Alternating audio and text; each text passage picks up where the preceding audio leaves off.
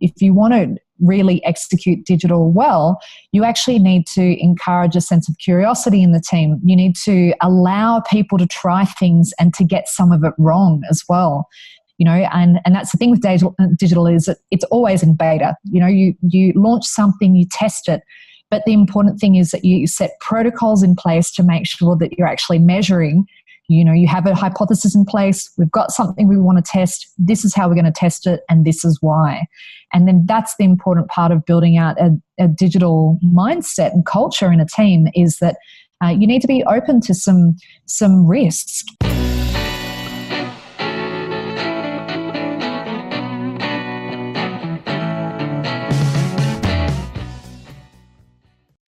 Hey guys, I have Jodie Collins here with me. She is the founder and managing director of Read Digital, a strategic digital marketing consultancy, which works with companies across Asia to guide them through digital marketing and digital business transformation. She also works with companies and individuals across the region to develop their digital business and marketing strategies. So Jodie, welcome to the show. Great, thank you. Thank you for having me. So that was a mouthful. Jodie, can you in your own words, tell us what does Read Digital do? Yes, absolutely. So I started the business 3 years ago. Actually, I've just had my 3-year anniversary, which is very exciting. But yes, started it 3 years ago here in Singapore, based here, but working across the APAC region. And really, there are a couple of key areas that we look at. We develop strategies for businesses, usually based around digital. So that's where most people need help. So we'll develop their marketing strategy or their business strategy, looking at how they can best leverage digital to really drive their business and reach their customers. And then the other main part of what we do is we teach people how to do all aspects of digital marketing. So we'll coach people. So we do a lot of one-on-one executive senior level coaching with CEOs, CMOs, to take people from a traditional marketing background and teach them what they need to know about digital.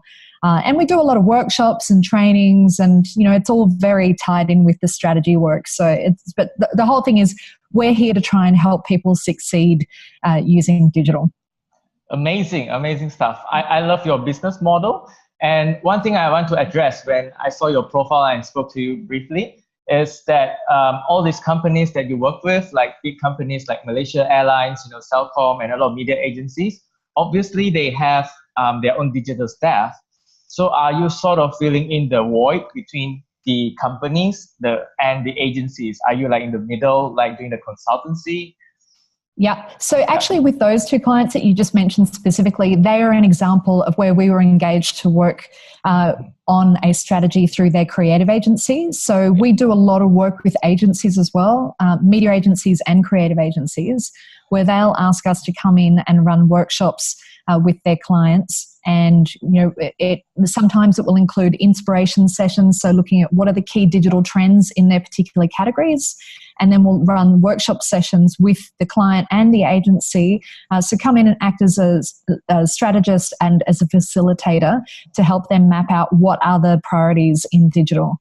Because I think, a lot of times, everyone can read all of this information about digital and start making up their own decisions, and everyone has this information at their fingertips now. So oftentimes the agencies feel like they are, they're competing for knowledge that the clients know just as much as them sometimes. And so what we are asked to do is come in and help coach the agencies as well and make sure that they are staying ahead of the game and can also then, do really interesting work with their clients. Good stuff. And one of the key things that you stated is like you sort of help clients come to a strategy. So can you tell us like the process of, developing a business strategy or digital marketing strategy with your clients?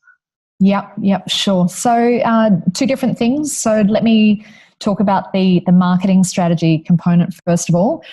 So I think what we work with on clients is we try and help them understand that they should be looking at developing a marketing strategy which has digital components rather than a separate siloed digital marketing strategy. And this is something that I feel really passionate about. And I think, when we were doing a prep call on this a couple of weeks ago, I was saying, look, this is my key driver, is that I get so frustrated because there are so many people out there who are saying that they really know digital marketing and they are so focused on just the really executional components, but they're not thinking strategically. And so what is really important for me is to then really work with clients to help them understand, okay, what you need to think about is a more holistic strategy, looking at overall what you need to be doing in marketing and then where digital fits in with that. So with any strategy, basically I always sort of say that you can really boil it down to just a few really key, simple questions. And, I say that these 3 questions changed my life. I had an excellent boss a few years ago when I was working at News Digital Media in Australia, actually. And he said to me, look, strategy can get so complex and confusing. You just really need to bring it back to these three key questions. Number 1, where are you now? Number 2, where do you want to get to? And number 3 is how are you going to get there? And so actually, when you're thinking about developing your strategy, that's all you need to come back to. So number 1, where are you now? So this is understanding where you are in your category, what your business delivers, what's your relationship with your customers, what's your business performance, what activity are you doing now that's working. So it's really, and competitors, of course, understanding where you are in the competitive environment. So whether we're looking at developing a marketing strategy or a digital marketing strategy, that is absolutely the first place that we always start. Where is the business now? What is it that you're actually, how are things performing? And then, of course, we go on to the next step, which is then where do you want to get to? So this is really then what are your business goals, and then laddering it down to your different objectives. What are your business goals? Then what are your marketing objectives? Then what are your communications objectives? And then, as we work with clients on this, then the more specific we can get about the objectives that they're actually trying to achieve, then the better we can be at delivering a strategy that helps them achieve that. So, we can help them, whether they're a client working through their creative agency, with their media agency, we'll work alongside them to help them really define exactly what it is they're trying to achieve. And then, of course, the third part is then how do you get there? So then that's when we can start talking about all those fantastic digital tactics, which sometimes people just assume is, well, that's digital marketing. What is digital marketing? Well, it's doing some search ads. It's doing some activity on Facebook. Well, no, they are 2 things that exist in your overall digital marketing toolbox. But they are tactics that can get you to where you want to get to. But we need to be thinking about all sorts of other things. What's your business problem? Is it that you don't have enough awareness for your product or service in your category? Is it actually people know about you, but they're not buying you? And then what's the reason for that? So they're considering you, but then they're just, not buying what you have on offer. Then that requires different tactics, different messaging through the entire process. So that's really strategy in a nutshell. Yes, great stuff. I think I told you before that I also run a consultancy here in Kuala Lumpur, and for me, it's also identifying the client's goals. And then it doesn't matter whether sometimes the client cannot run Facebook ads, or they have to be on Google, or they want to do things organically. It's about coming up with a strategy to get them to where they want to be. If some of the clients, I even work with their sales teams, because that's where the growth is. You identify where is the fastest way that they can get to where they want to be. And of course, I sort of sometimes prioritize the resources that will get them the most results. So I identify the channel that needs to be prioritized in terms of resources.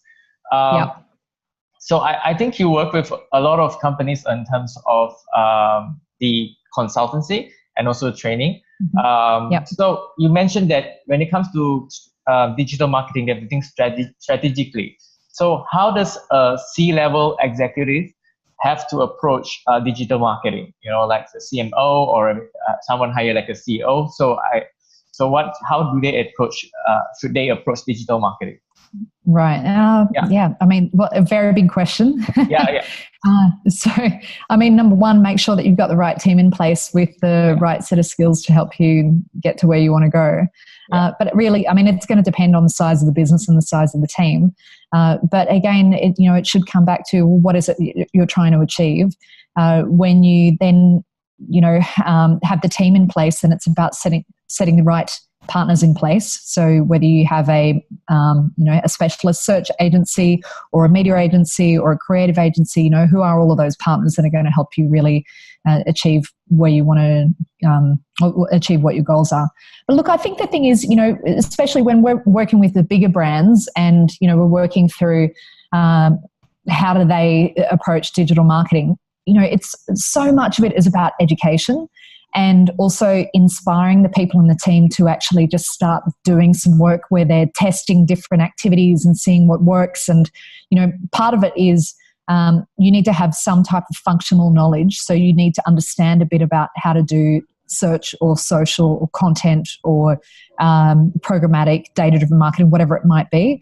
And the other part is that you need to inspire a sense of curiosity and a digital mindset. That's what we talk a lot about this with our clients. The importance of when you're really trying to execute digital effectively in your business, it can't just be about the functional or tactical areas. How you execute. It's also about how you think.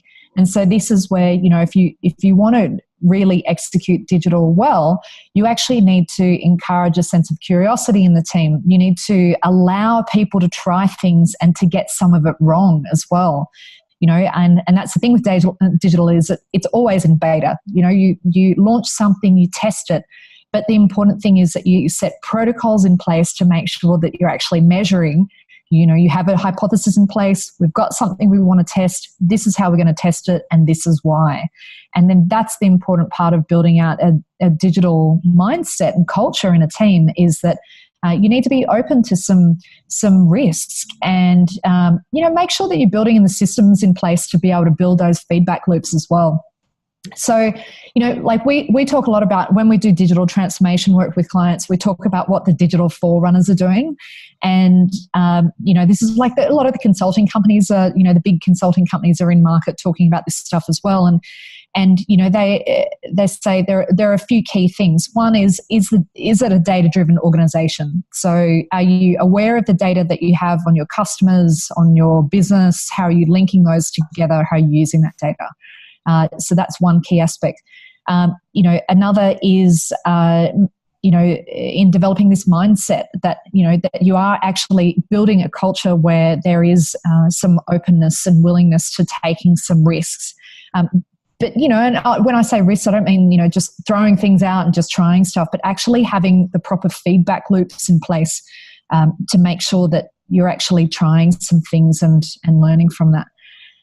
And the other thing too that we talk a lot about is, when you're a CMO, your job is to make sure that all of the people underneath you know what they're doing.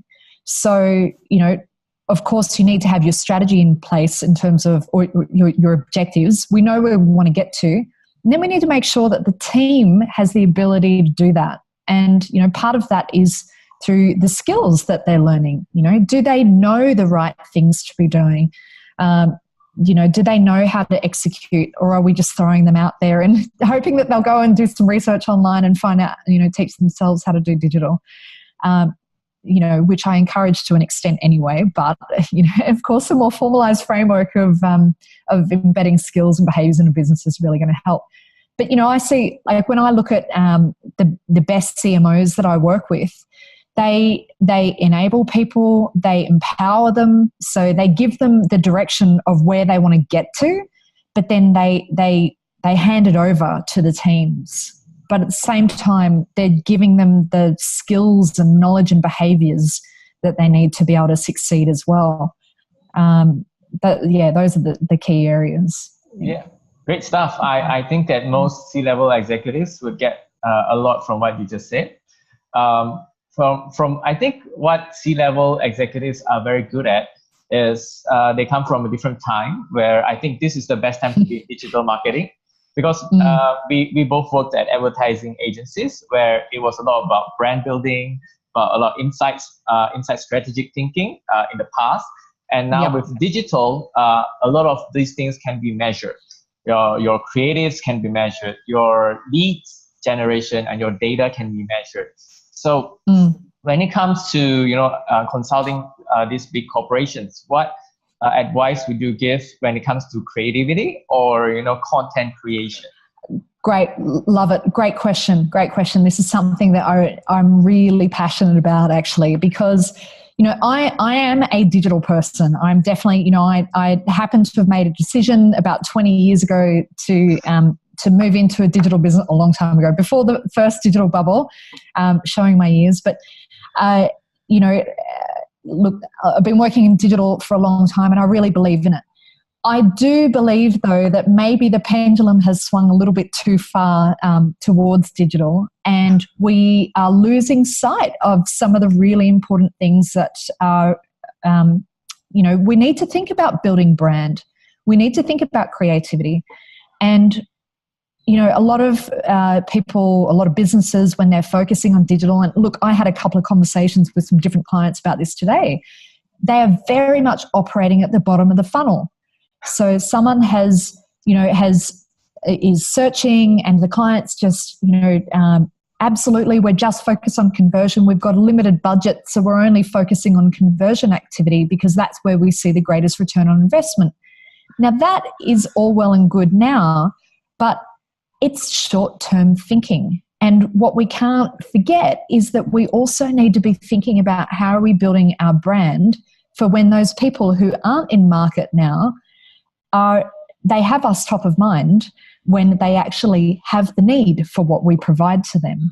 So, this is where we need to balance the two. And look, you're right, everything is so measurable and digital. And I think, when we first started out doing banner ads like 15, 20 years ago, and everyone was so hung up on the click-through rate, which was just, one of the worst things to happen in advertising.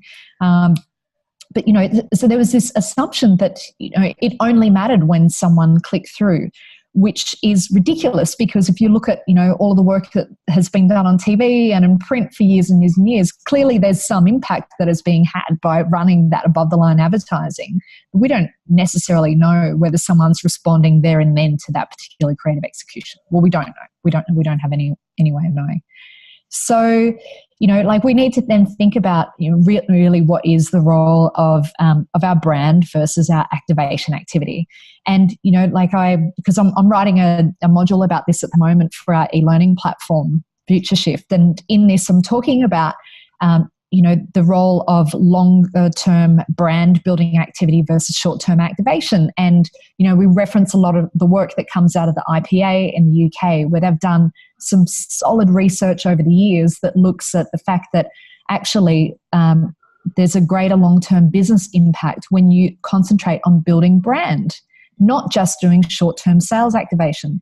Yes, short-term sales activation, which is a lot of the stuff we can do in digital, can drive short-term business impact. But we do need to think about what we're doing to build our brand over a longer period of time. That is what then stays with people.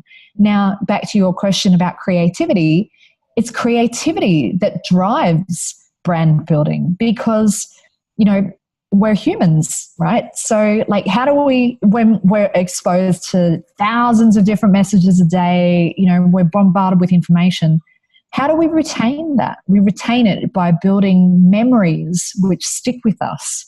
And how do you best do that? And there's a ton of evidence that proves this. We do that best by creating memory structures, which are things that they're brand associations. So it's usage of logos and colors and stories and, human emotion, things like that. So all these different ways that actually help you retain messages. And it's not just about a rational message, it's about something that is more emotional. And so, even though we have all of this great focus on digital and all these wonderful tools, we still need to think about what's the role of building brand in all of that. I see. Great stuff. Amazing insights. I always say to people who aspire to be consultants, there are a big number of them, I say the biggest challenge as a marketing consultant is to balance the long term and the short term. So when I consult on a client, I always get them short term results through direct response advertising or wherever. Right. But in the meantime, I also will tell the client, hey, actually, we are also in the meantime working on the long term brand building, which is all the creative stuff. So it's really interesting because, you know, it depends on whether you're working with a really big brand or a really small startup. And, you know, we work with both. And the approach is very, very different. And of course, because, you know, when you're working with a really big brand, they've got a team full of people who have been working in marketing for a long time, and they have their different beliefs and, you know, their different roles and responsibilities around media or creative or digital or whatever it might be. So, you know, you can have a different type of conversation. When you're working with a startup, you know, it's very much, hey, I got to make this work, because if this does not work in 2 months, then, you know, I'm going to be out of cash. So it's very much about like, how do we drive a short-term response? So we actually have a process that we go through with startups. You know, it's very much, you know, you've got to get this right, then this right, and then this right. And, you know, and got to see some results. But at the same time, it's quite interesting. And, you know, I'm just thinking about one of the startups we worked with recently, and, you know, we did some content. So we were developing some content marketing, content and managing their social media accounts just to get it up and running for them. And then we handed it back to them to manage. But, you know, they were sort of saying after 2 weeks, it's like, well, why can't we see any results on this? You know, what's happening? You know, we thought that like we'd put these posts up on LinkedIn and then all of a sudden it would just be shared and it would blow up. And, you know, my first response to that is, well, you know, you're not putting any paid media investment behind it. So of course you have to, you know, if you want impact, you have to put paid media investment behind anything that you're doing in any social platform. But also this stuff takes time. This actually does take time, you know. Yeah, it takes time.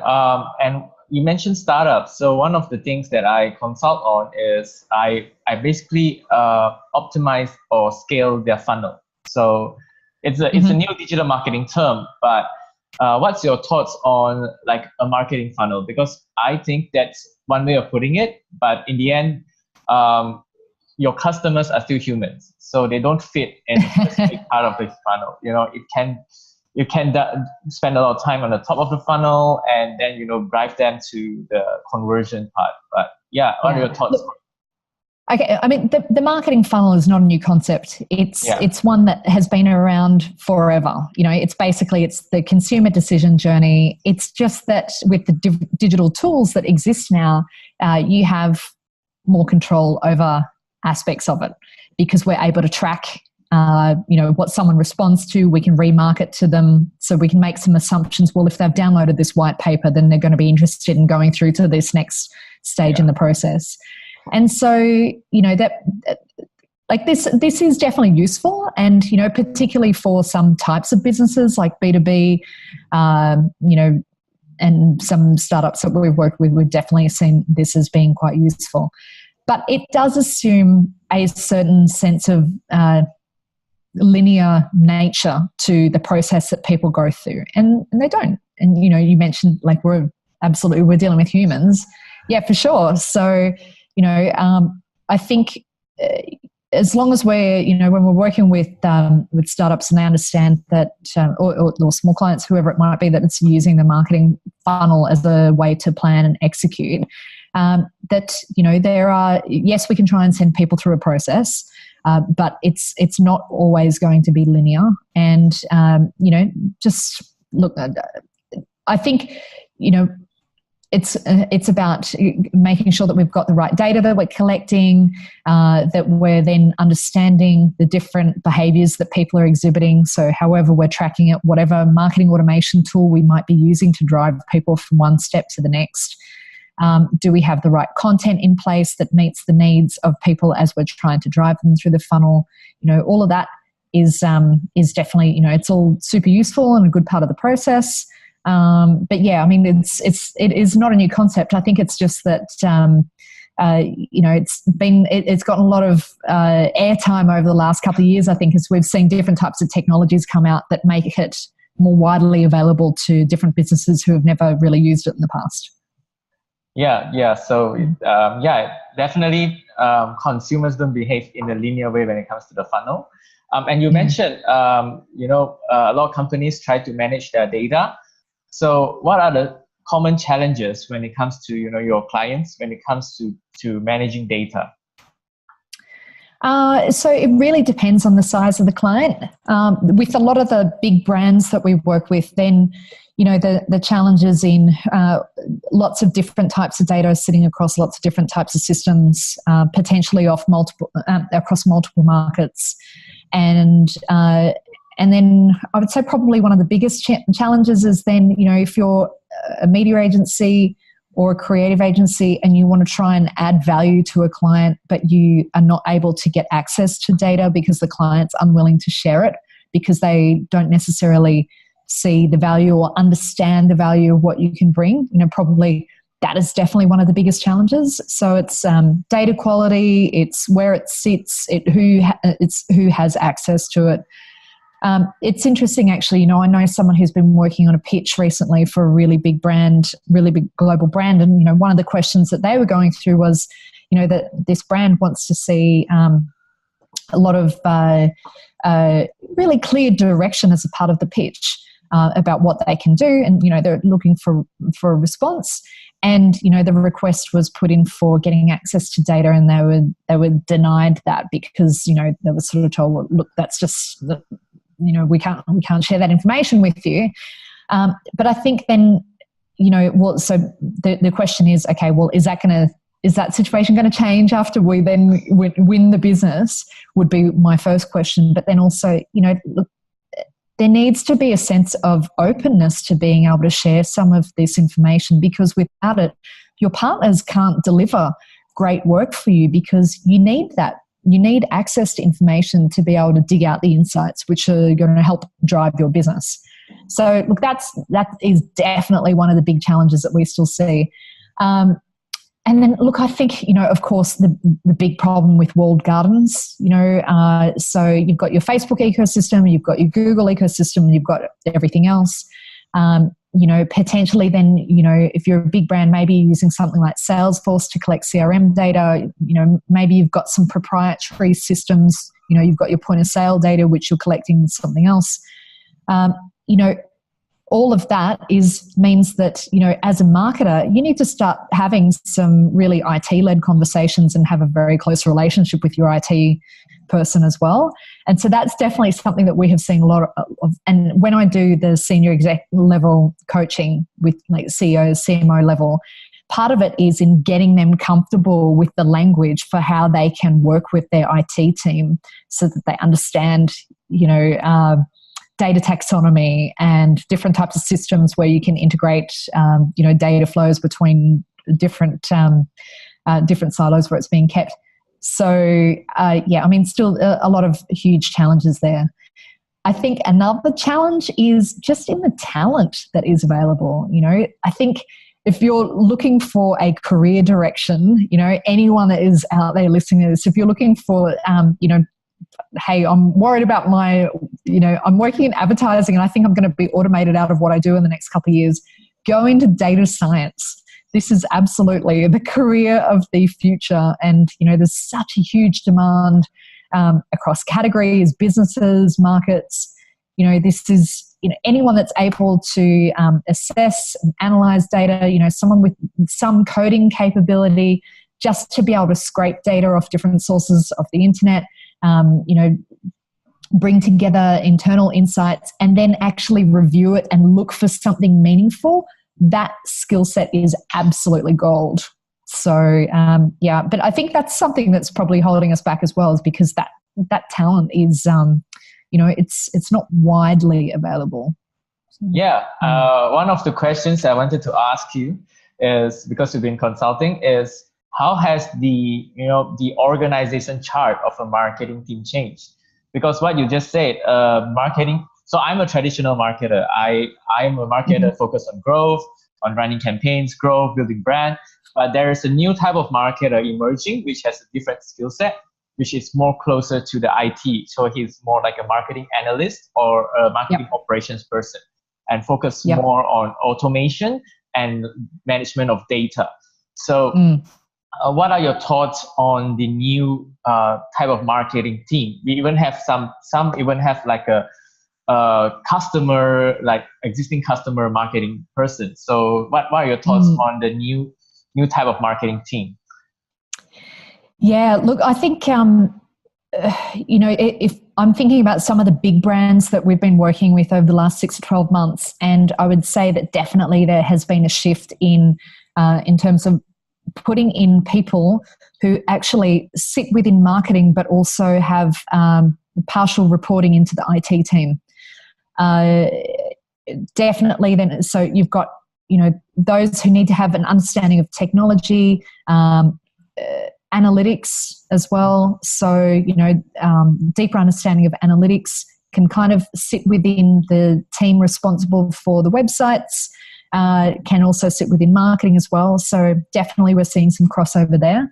An increase in the number of people who are responsible for customer experience as well. So, broadening out of the, I'd say it's sort of the push style of marketing and actually taking on more responsibility for customer service, and also then potentially in-store experience as well. So, we're seeing some shifts there. That's really with the bigger brands, we can see a lot of that happening.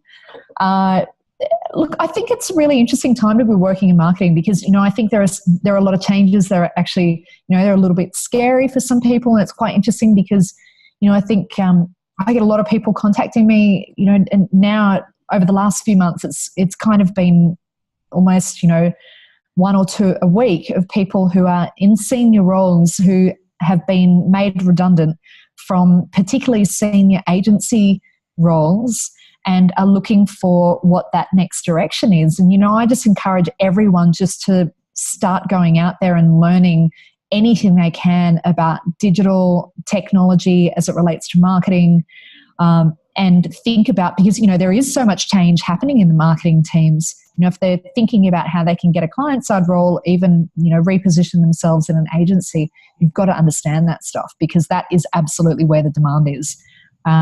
Customer experience, analytics, data insights, marketing automation, so better understanding of integration of tools like Salesforce with, integration with Google, just getting a deeper understanding of your data and how you remarket, building different audience segments, what that means for your business. All of that is, it's quite a different way of operating. And then the other thing is too, is, as we see all these changes, of course, the other thing we're seeing is huge introduction of automation across particularly some of the media work. And, we're seeing this in definitely in analytics. We're seeing it in the search work that we're doing. It's, this is starting to, well, of course, we've already seen it, in a shift away from insertion order-based media buying towards programmatic. So, that shift has already absolutely happened.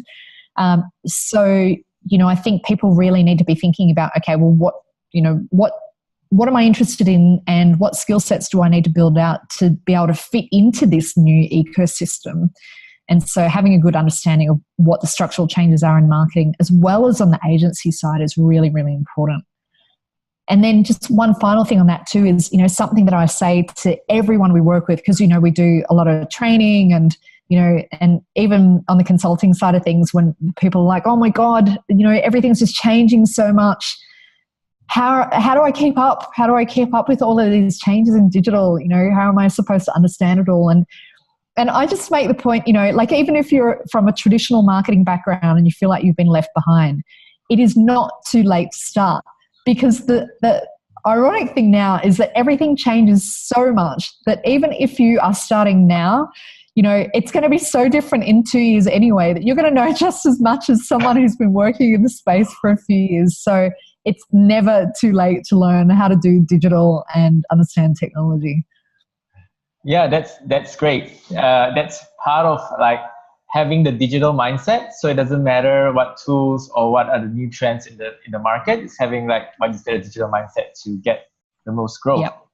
Yeah. One. And then just on that too, I think, like a lot of, when we're working with agencies, particularly, so we look at both agencies and marketing teams, and we look at what's the right structure for your business. So based on, where you are now and where you want to get to, then we'll help guide them on, okay, we review the skill sets in their business. So we survey them, we check, okay, how digitally ready is your business? And so we'll look at what skill sets exist and then what needs to be developed out.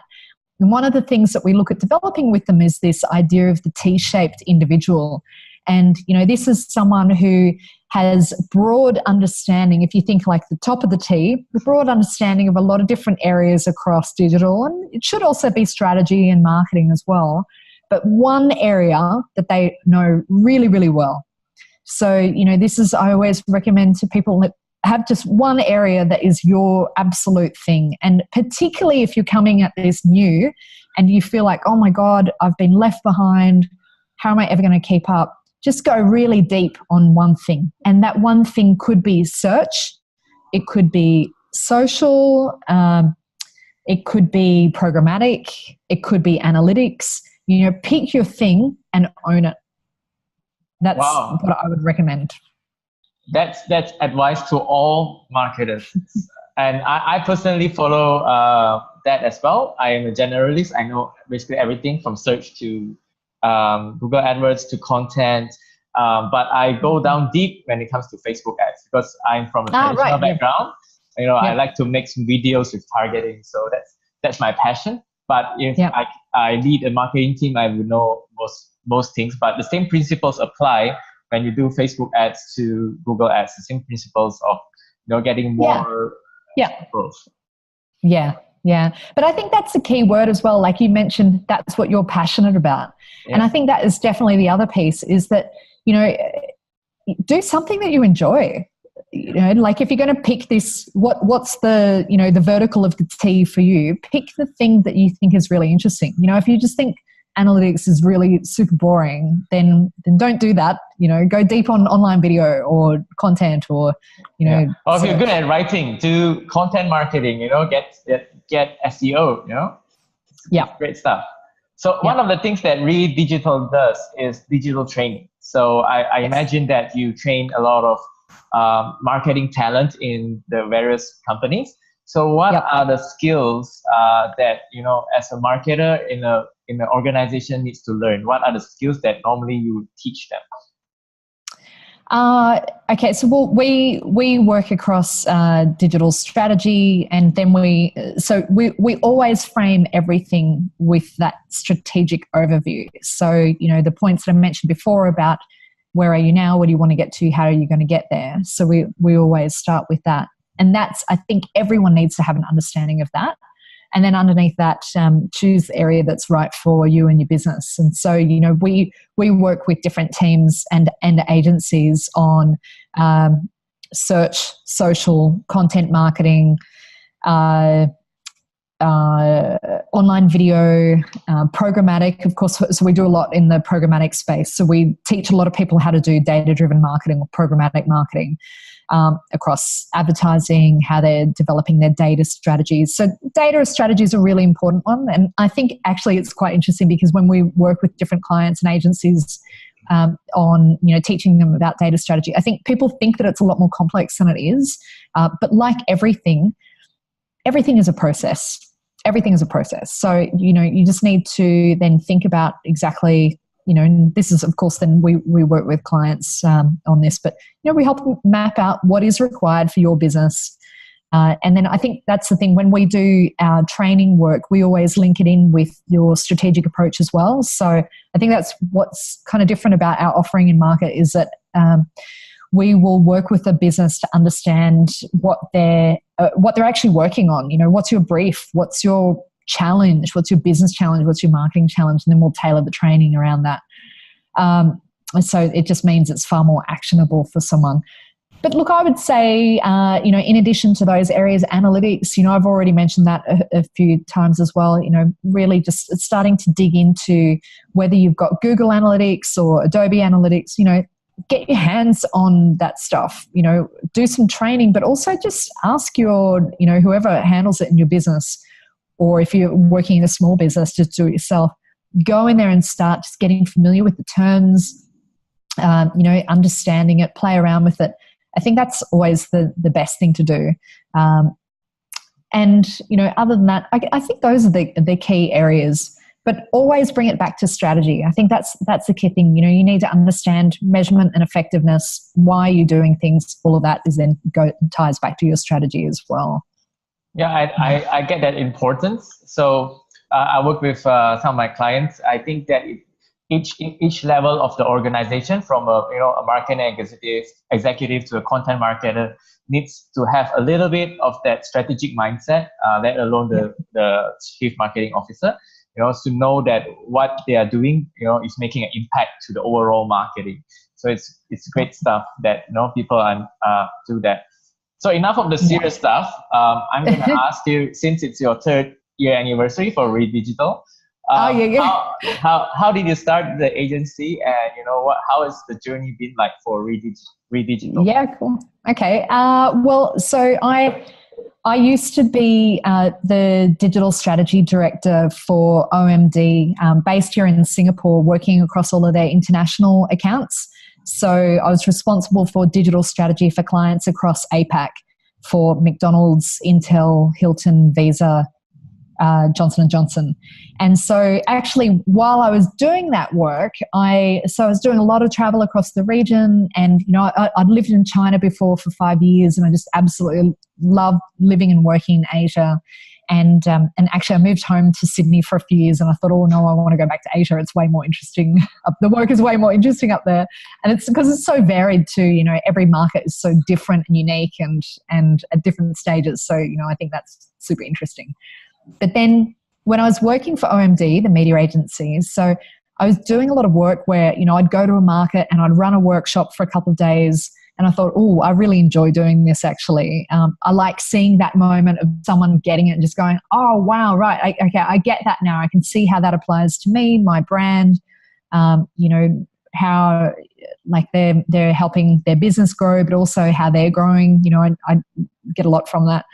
But I was doing a lot of work where, I'd develop this strategy work, and then I'd be talking to, either our counterparts in market or clients in market, and they weren't quite getting a lot of what we were talking about. And I thought it's because we need to, a big part of developing strategy is you've got to educate on because everything's changing in digital all the time. You've constantly got to be educating. And we needed to set up the right frameworks for that. And I knew that, that wasn't OMD's core business. And I thought, okay, there's an opportunity here. One, I really enjoy doing it. And two, I think, there is an opportunity. So I left OMD, and then I actually, because I'd resigned, and then the notice period just kept extending. And then finally I just went, oh, okay, need to wrap this up. And actually my first client was OMD and Johnson & Johnson. So actually, obviously, the business I used to work for and one of my clients. So it was a great way to start. And I've actually worked with Johnson & Johnson for several years. I'm still doing some work with them now. So, it's been an excellent start. But so the journey, to answer your question about that, just look amazing. I cannot believe it's been 3 years. And I have learned so much. And, there's a lot that I think, okay, wow, I was really lucky with that. And, we had such a good start. Our first 12 months was just amazing. It did surprise me that I realized a lot of the cash flow actually was coming primarily from the consulting work and less about the training. But I realized it was just because the decision-making process is so much shorter when it comes to requiring, consulting work. It's kind of, oh, we have this need, can you come on board now? Whereas the training work, it takes a lot longer to actually work with someone to get that on board. But I've learned so much about things you should do and things you shouldn't do. And, probably a few things I'd do differently, but at the same time, look, I love it. And I'm really blessed because I have an awesome team, and they're really supportive, and they get the vision of where we're trying to get to, and it's nice. Great stuff. Amazing story. Just want to log in more into that. Most of your clients are B2B corporations or big corporations. So what is your strategy when it comes to B2B client acquisition? So like is it creating content on LinkedIn or attending events or just like word of mouth? So look, it's mostly word of mouth, I will admit. So most of the work we get is it's referrals. It's either people that we've worked with before or they know someone who we worked with before. And definitely that's something that we've, over the last few months, actually we've been just really sorting out the product offering so that we can change that for next year, because there are definitely limitations as to how much you can scale when it's just coming through word of mouth. We want to be far more proactive about it. And look, we've been super lucky because from the get-go, because I've been working in Asia for 10 years, so my network is strong across the region, and I've got some great ex-colleagues and colleagues and friends working in a lot of different brands and agencies across the region. So, people that I've worked with before. So we've been lucky with that.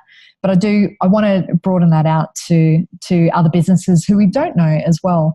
And then, of course, the other thing is that we've got, in addition to the consulting, we've got the training work, and we've got an e-learning platform that we're about to launch, which is it's a subscription product for agencies and clients, where they sign up a per license fee, and it's specifically made for marketers and agency people working in Asia. So it has Asian consumer insights, it has guidance on how to plan and execute digital marketing and marketing activity across Asia. So with that, then of course we need to be consumer marketers. Actually no, not that product, sorry, that's the different, the other products we're going direct to consumer. But, we need to think about marketing in a different way. So with that, we do a lot of content marketing.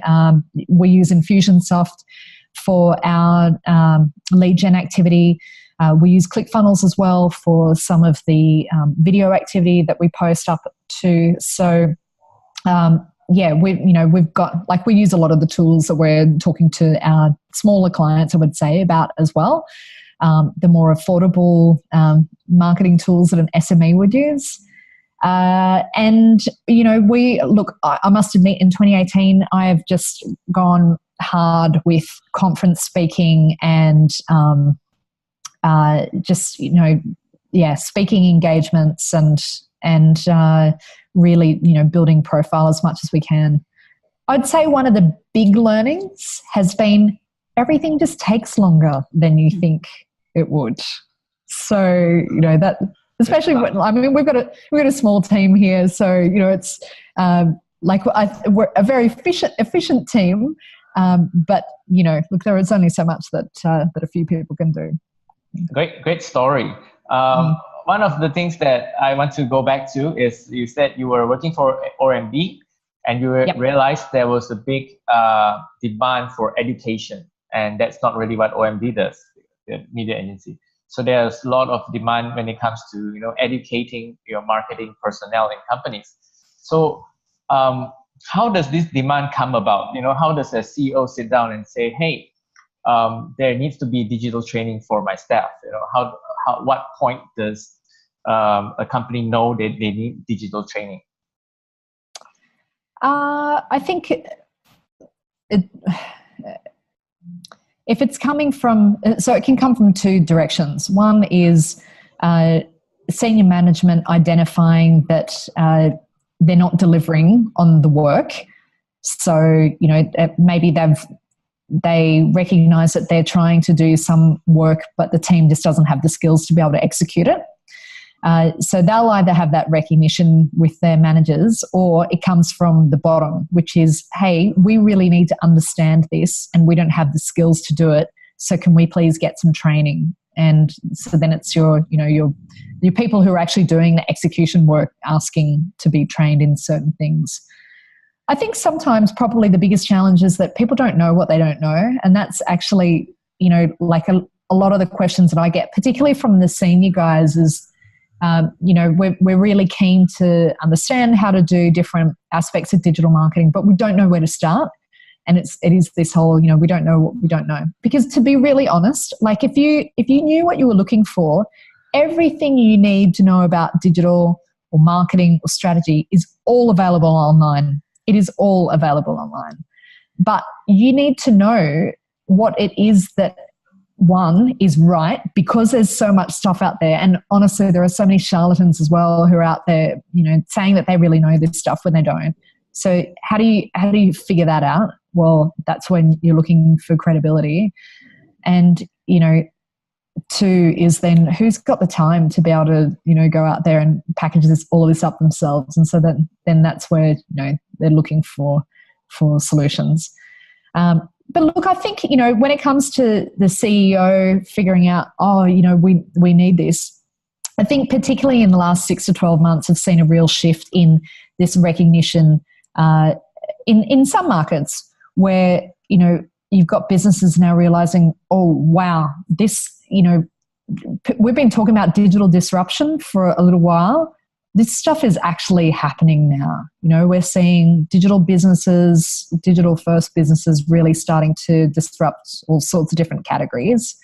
And, look, kudos to the Singapore government. They do an amazing job at actually trying to drive change within, not just big business who can kind of look after themselves, but in smaller businesses too. And, they've got all these digital transformation initiatives and encouragement for SMEs to also go through digital transformation. And so I think, here what we see is a lot of work in market telling, business owners, well, you need to get on board with this actually.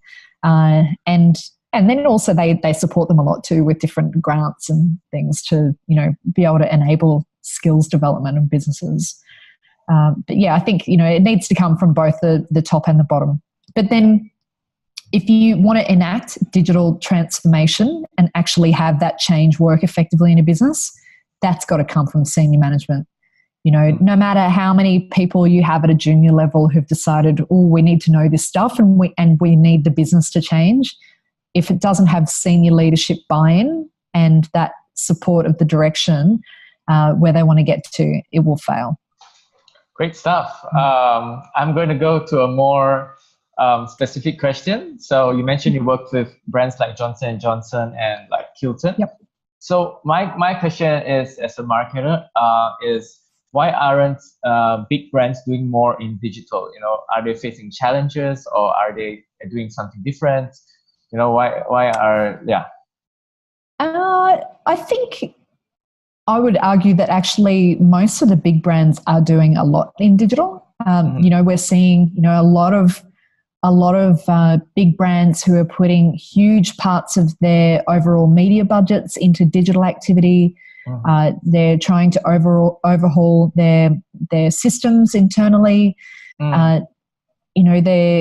They're setting up new team structures. So I think actually there is, I am seeing with the big brands we work with, a lot of activity. So I think, we're seeing huge shifts in investment still. And actually I saw some figures today released by Magna, I think it was, saying, a lot of the increase in ad spend is going towards digital and it's really being driven by activity that's happening in APAC. So actually I think that, most big businesses, particularly consumer-facing businesses, are really making a shift.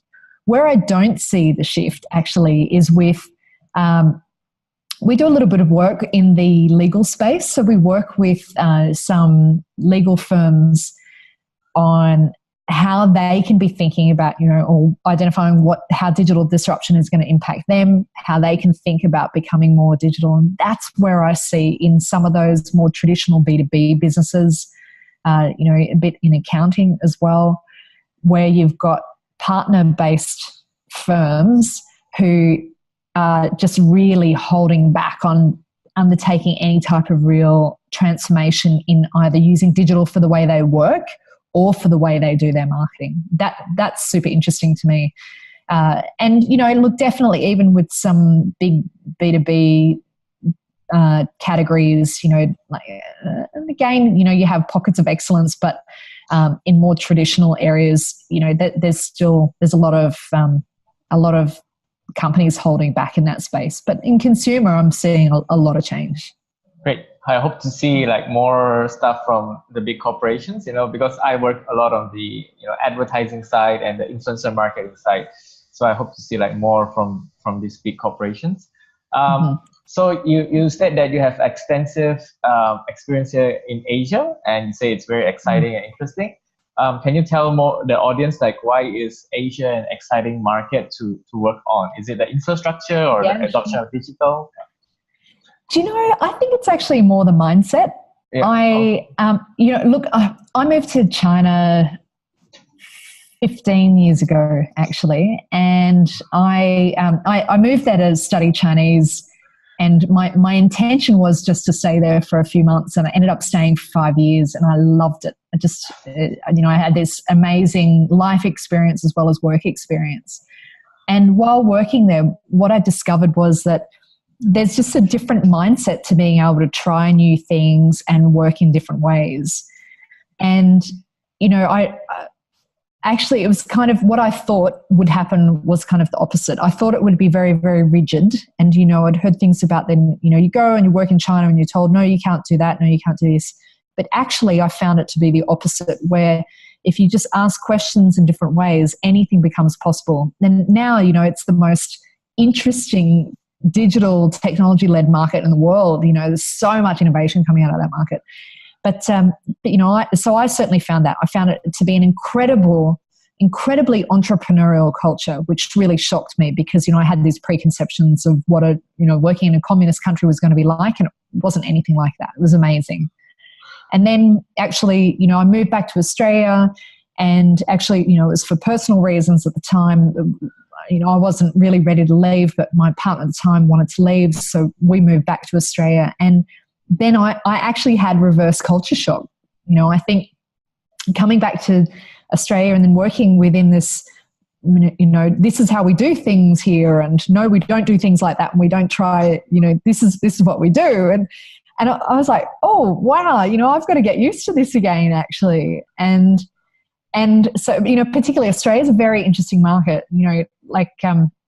It's very sophisticated, but it's also very insular. And, people there like to do things the way that they like to do things. And so I missed that vibrancy and that willingness to be open and try new things that is inherent in every market across Asia.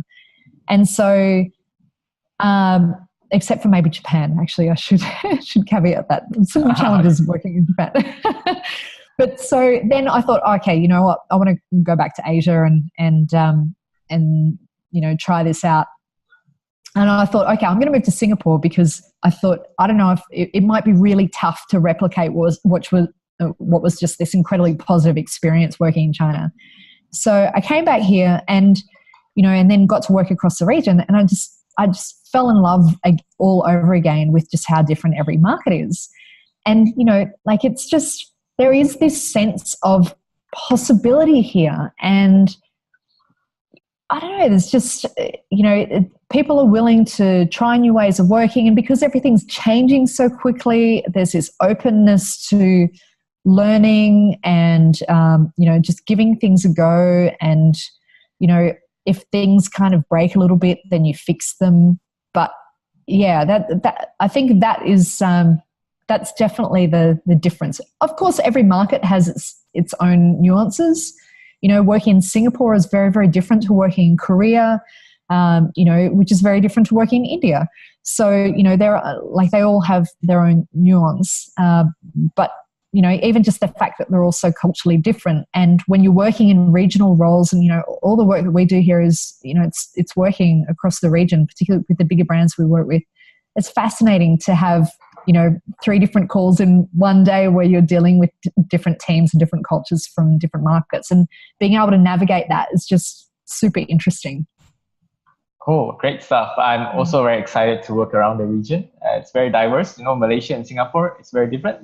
So near. Yep. Indonesia is very different. So I always tell people when the market in Asia, it's prepare for the diversity. Vietnam is very Vietnamese and Thailand is different. So I want to ask a question, but you don't have to give a long answer for this. Just to get your thoughts because we're chatting anyway. So because you have experience coming from, the creative advertising side, MNC, Saatchi, and that's what my background is as well. I was part of like Saatchi and Saatchi, and you had the media agency side. What are your thoughts on the agency model in like 2019? We see a current trend of agencies merging, old and new agencies merging. So what are your thoughts on the agency model moving forward? Okay, yeah, I can answer that in one line. Every agency needs to go full service. Yeah, great stuff. Great stuff. There are agencies here. Media and creative needs to join together. We cannot be operating separately anymore. That's the best one line I've heard. That's the best one line I've heard so far. So before we wrap up, we talked for a long time. Besides Redigital, so this is for more of the audience on LinkedIn. What marketing resource would you recommend like a marketer to consume? Whether it can be a book or can be a podcast, besides the ATT podcast where you host. Yeah. Well, of course, I'm going to plug our own products here. Yeah, sure. So we've got a strategic digital marketing course, which is an online 8-week course that is made specifically for people who come from a traditional marketing background or agency background and want to understand digital.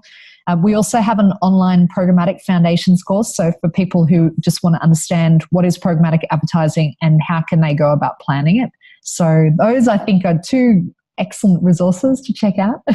Yes, of course. And then, and then, as I mentioned, we've got this this platform that we're creating at the moment, we're about to launch, which is called Future Shift, and that is all about teaching people how to do all aspects of digital, and that's a subscription product. So it's made for agencies or marketing teams where they've got 10, 20, 100 people who can then go in and learn themselves. And then we also come in and run workshops with them so that people can, so it's a blended learning offering. People can watch the videos beforehand and then we come in and run workshops to make it actionable and more meaningful for them.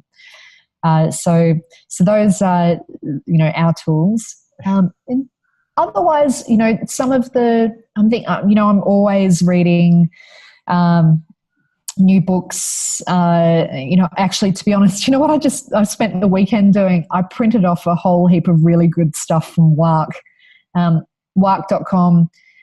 Excellent, the best strategy resource available. WARC, WARC.com. Oh, WARC. It is a subscription product and it is not cheap, but it is so good. And it's, if anything that you want to know about the latest research and evidence-based case studies in marketing and strategy, that is my go-to. So actually, as I said, I'm just writing this new module at the moment for the strategic digital marketing offering, and so I spent all weekend reading that stuff. So yeah, great stuff. Thanks for sharing. So last question, and I have to ask this because it's in the back of my mind.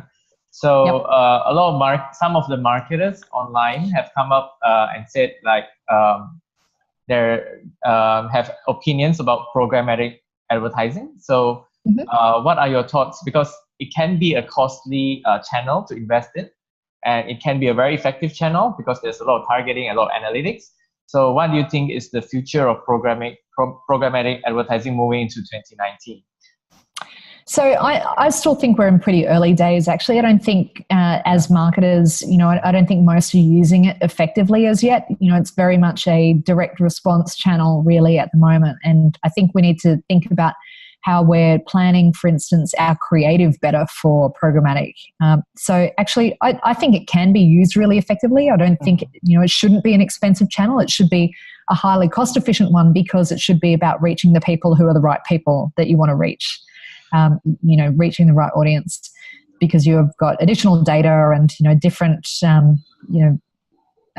whether it's context or behaviors or whatever that can feed into, the targeting that you're using. So look, I think what's next for programmatic is all of the other types of media that aren't programmatic yet coming on board. So I think we'll see more connected TV in 2019. We'll start to see it being tested across different markets in Asia. Is that fully programmatic, auction-based buying of specific audiences? No, but I think it's early days and it will move towards that. You know, I'm heavily involved in a conference that is organised here, a programmatic conference called ATS. And, you know, in that I advise them each year on what content they should be putting onto the agenda. And the big things for me, I mean, this year was all about data regulations and, you know, what we do about that, how we manage that. That seems to have been a little bit of a blip, and actually everyone seems to have managed it quite well. I think for me next year it's about effectiveness and creative, you know, so actually understanding the whole ecosystem, how we have a better conversation with people who aren't in the programmatic conversation at the moment. There's still an education piece, you know, there's still like a big section of the people who should have an understanding who don't have an understanding yet. So yeah, I mean, I personally would love to see way more creative use of what we're doing in programmatic. And that means bringing the creative agencies into the process as well. That's a big thing for me. Great stuff. Thank you so much, Jodie. I think we reached the end. I got so much insights and so much practical advice from this. And I hope that, you know, the audience on LinkedIn will, you know, get a lot of value from this as well. So thank you so much, Jodie. Cool. Thanks, Bob. Great speaking with you. Thank you for your time.